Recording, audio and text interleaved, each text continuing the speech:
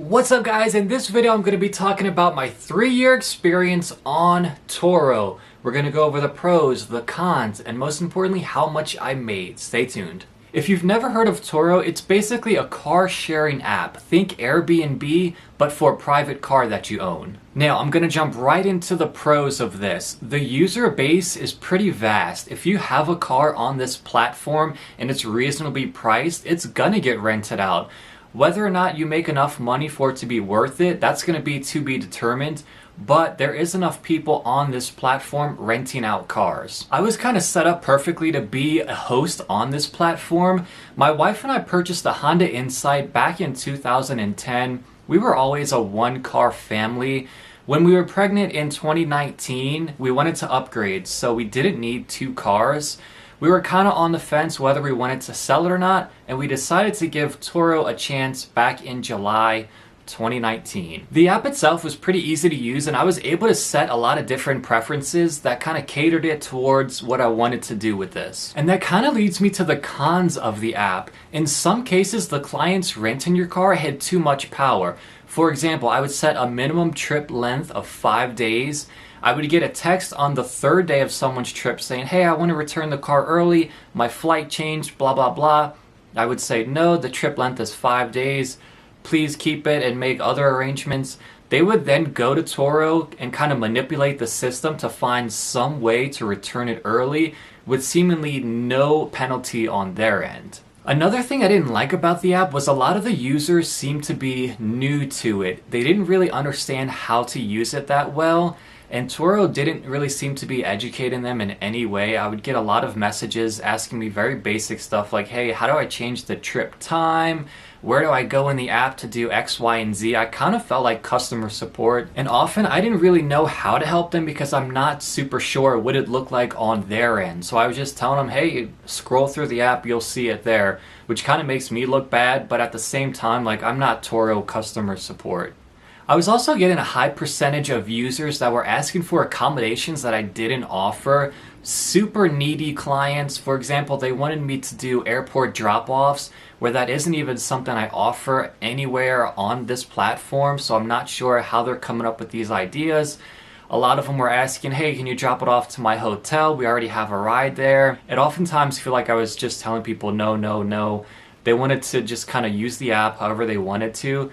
So they weren't really following the guidelines or the preferences that I had in place. And lastly, this is a little specific to my car, but being a Honda Insight with 99 horsepower and also in the Denver area, when the winter came, people would often want to take it through the mountains to go sightseeing, which was never ideal because you can't really maneuver through mountains with a car with 99 horsepower.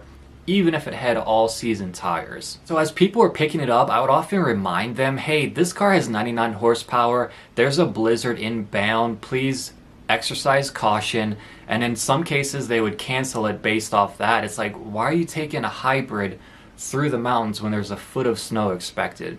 So that was a little frustrating. So how much did I actually make while on the platform? I was on it for 3 years even. I made a total earnings of $14,820.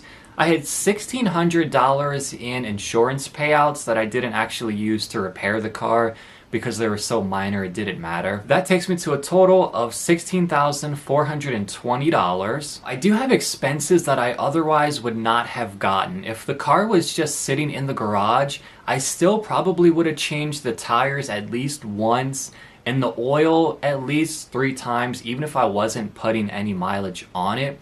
But I spent $2,060 on expenses that I would never have gotten otherwise. Changed the brakes, new tires on several different occasions. Oil changes seem to be coming every 3 or 4 months, so things of that nature. Subtracting that, it takes me to $14,360 or roughly $399 a month.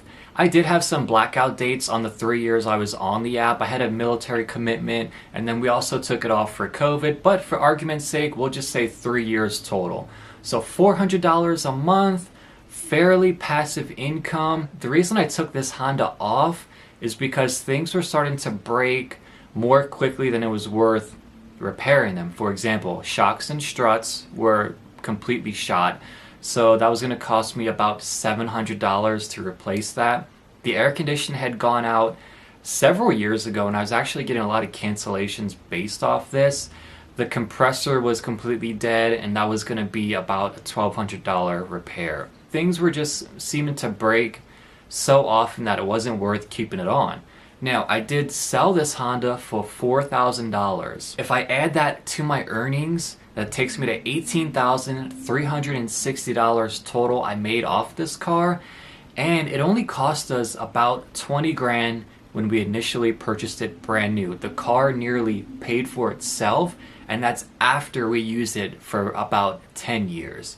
This was a home run for a side hustle, in my opinion. I would love to get on the app with something different in the future, but for now, I'm just continuing on with my other side hustles. Which leads me to my next point. If you're new to my channel, hit that subscribe button. I do stuff like this all year long, guys. Rentals, eBay, Grubhub, whatever else I can get my hands into. Stay tuned for more. I'll see you next time. Bye.